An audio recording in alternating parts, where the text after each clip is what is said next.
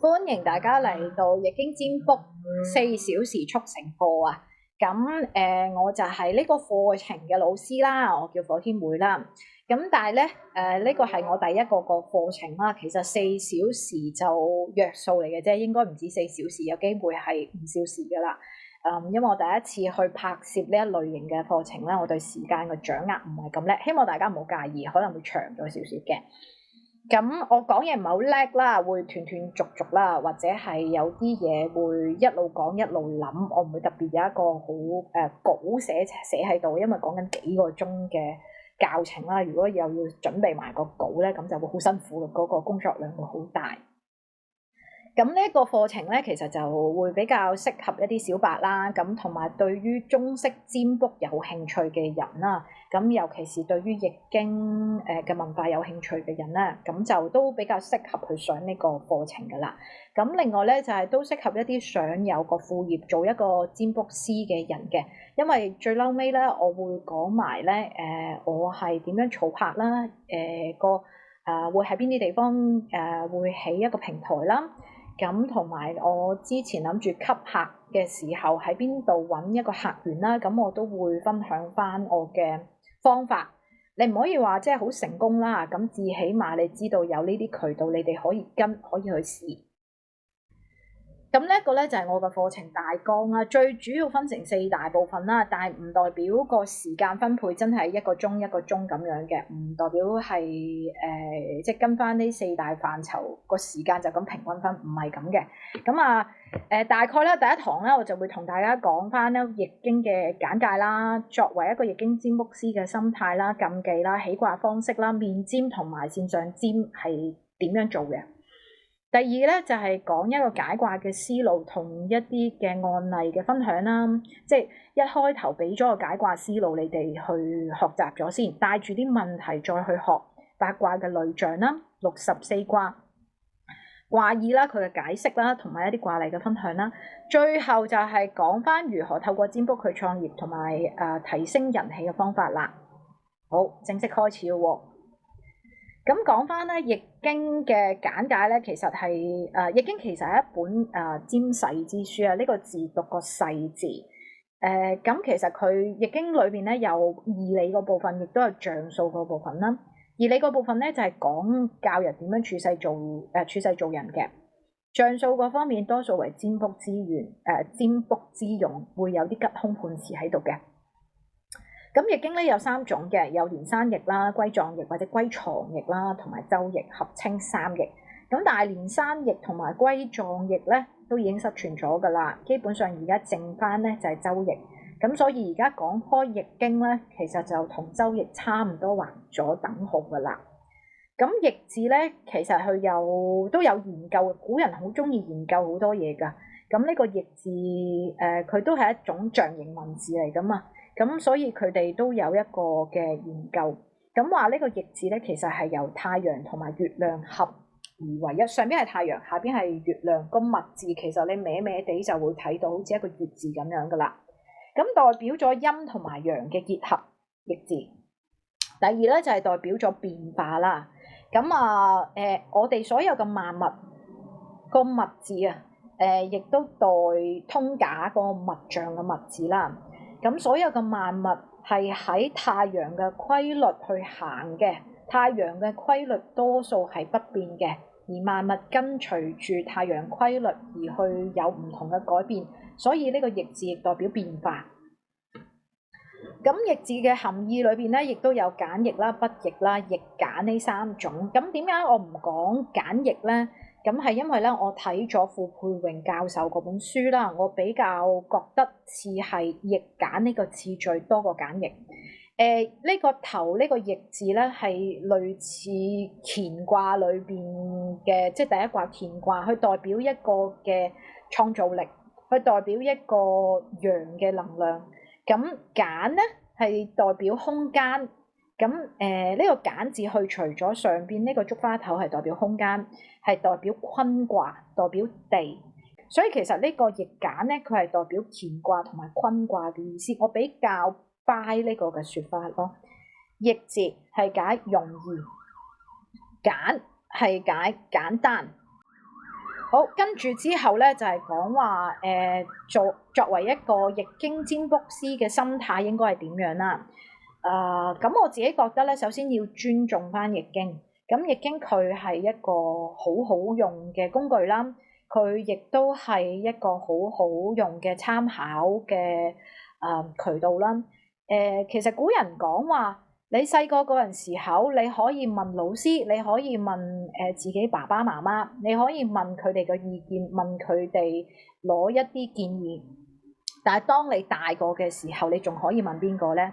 咁你就可以問我哋嘅神啦，問一個天上嘅神仙啦，去攞個提示同埋答案啦。所以其實易經就係通上邊通天同埋通神嘅建議同埋意見嘅一個渠道啦。咁所以我哋都要尊重翻易經啦。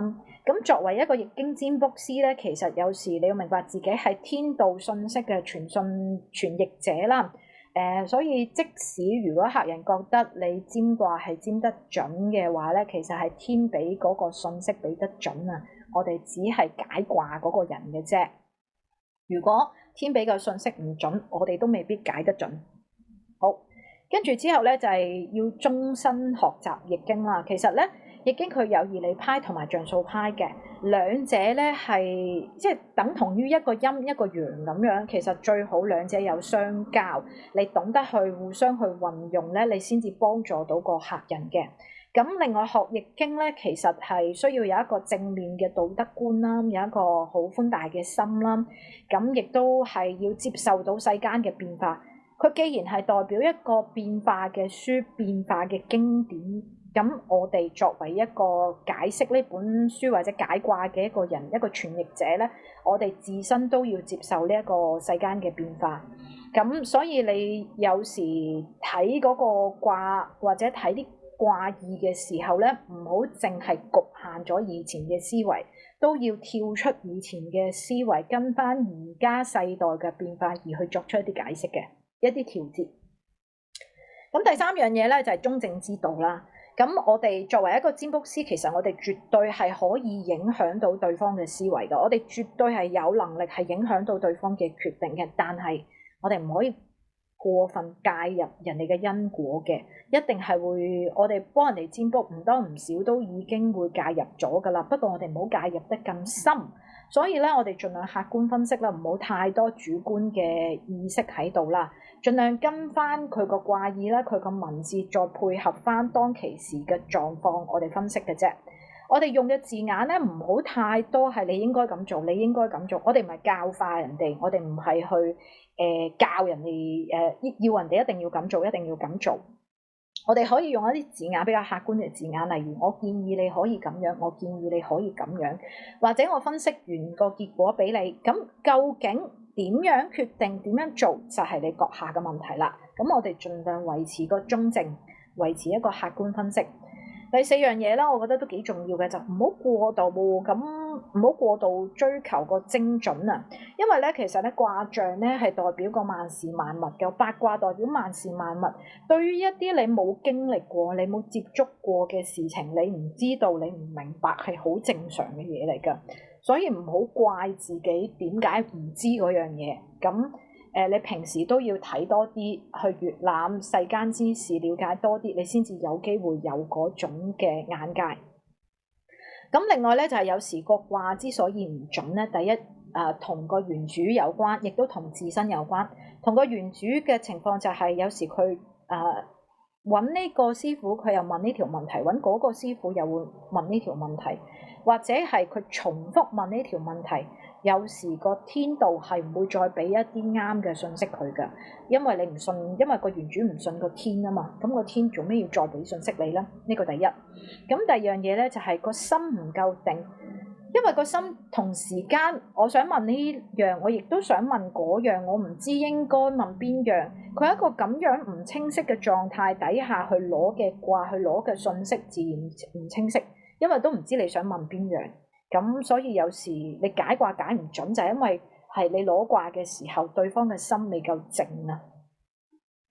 咁當然同樣嘅情況亦都會發生喺占卜師身上啦。當你個人唔夠清晰，你個人唔夠靜嘅時候，你解卦嘅時候，你冇咁容易有咁多靈應啦，冇咁多突如其來嘅可能靈感啦，有時都會解得唔係咁準嘅。好啦，講翻個禁忌啦。咁占卜個禁忌咧，易經嚟講咧，子不問卜。子時就係陰陽交接嘅時候，卦象容易受到干擾啦，所以我哋子不問卜嘅。我哋講話同天道去攞個信息啦，咁我哋盡量唔好喺陰氣上升嘅時候同個天攞信息，你梗係喺個陽氣比較足嘅時候同個天攞信息啦，咁呢個好正常嘅，所以我哋盡量子不問卜。你話過咗子時之後，我可唔可以問卜咧？都係嗰句啦。咁我覺得，如果係個陰氣比較重嘅時候，盡量唔好占卜。但係有時冇辦法嘅，有時啲客都要深夜揾你嘅，咁一次起兩次止啦。你盡量勸翻個客人，盡量係朝頭早嘅時候揾你去占卜啦，或者係陽氣足嘅時候揾你占卜啦，咁會比較好啲嘅。咁第二樣嘢咧就係自身狀態唔穩定嘅時候，例如你情緒好激動啊，無論你自己或者個客人都好啦，好激動醉酒啊、重病嘅時候，盡量唔好占卜。其實會有消耗㗎，即係你喺無形之間你睇唔到啫，但係對於你個人嘅精氣神係會有所消耗㗎，所以我哋盡量唔喺自己個陽氣不足嘅情況底下咧去幫人占卜。第三樣嘢咧就係同一條問題咧，唔好問完又問，你隔一段時間先問。咁隔幾耐咧？咁盡量隔3個月之後先至好問啦。咁點解會有呢一種情況咧？易經裏邊個蒙卦有初世告再三讀，讀則不告。其實易經裏邊都已經講咗俾你知㗎啦。如果你向天去攞信息嘅話咧，第一次咧佢已經俾咗個信息你㗎啦。咁但係如果你唔信個天嘅時候，你唔尊重佢，你再二三咁不停去問佢攞同一條問題嘅提示嘅話，佢會覺得你唔尊重佢，跟住佢就唔會俾一個比較真實嘅提示你㗎。咁所以咧呢一卦咧，亦都係即係呢一卦，亦都係講俾一啲中意占卜嘅人，唔好問完又問同一條問題。即使你話唔同師傅，係呢個係西方占卜，呢個係東方占卜都好啦，唔好問完又問。咁當然我明白大家就會係我想測試下個師傅嘅準程度有幾高，所以我呢個又問，嗰個又問。但係對於原主嚟講，你自己諗翻啦，你聽咗唔同人嘅解答之後，你自己唔會混淆嘅咩？一係你就全部唔信，但係如果你全部信嘅話，你一定會出現有混淆嘅情況。所以盡量，如果你試到你覺得嗰個師傅啱你，覺得個師傅比較準嘅時候，就唔好轉嚟轉去啦。同埋最好隔一段時間先至好問。好，跟住我哋咧就一卦不二問嘅，咁意思係啲乜嘢咧？你一條問題就問一卦，你唔好話我一條問題有幾百個方向，或者有3個唔同嘅方向，用一支卦去解決，唔得嘅，因為見到我啱啱分析一啲解卦嘅系統或者解卦嘅方式啦，其實越去到後面咧，你會見到係越講係要攞用神嘅，你個用神要用得精準，你個卦先至會啱嘅。所以如果你個問題可能你有3個方向嘅話，咁你變咗你個太極點就唔集中，變咗有3個太極點用一卦去答就唔啱數嘅。咁所以我哋基本上一卦一問嘅啫，唔會問，除非支卦有透露有講到嗰啲信息俾你知，如果唔係就唔好一卦多問，唔占生死大限㗎嚇。我哋即係等於唔好喺你把口嗰度出咗一啲判人死亡嘅時間，我哋盡量唔占一個人嘅大限，咁盡量都避喺你把口嗰度出啦，咁樣啦，或者可能你要轉一啲嘅字眼，但係就唔占生死大限。三不占啦，易經裏邊好出名，不成不占，不義不占，不疑不占。你對易經你唔相信易經嘅時候，你冇個誠心嘅時候唔好占。你不義，咩叫不義不占咧？如果你話我想占，我想打劫，幾時係一個最好嘅打劫嘅時候？咁打劫呢件事已經係不義嘅，你搶人哋嘅嘢，咁係一個不合乎道義嘅問題。我哋唔知不疑不占。你冇一個疑惑嘅話，我哋唔建議你去做占卜嘅。咩叫疑惑呢？即係例如啦，其實你明知明天會落雨嘅，咁你何必要揾個人占聽日會唔會落雨呢？或者你有一啲答案，你可以透過可能天文台知道聽日落雨嘅，點解你又會去即係無啦啦又去占呢個揾個人去占聽日會唔會落雨呢？你都可以用其他嘅渠道攞到個答案。咁點解無啦啦會有呢種咁嘅疑惑嘅呢？咁其實呢啲都係一啲不疑不占嘅問題咯。即係無謂為咗測試一個占卜師佢個準程度而去特登揾啲問題出嚟占咯。其實你冇真正嘅疑惑，等同於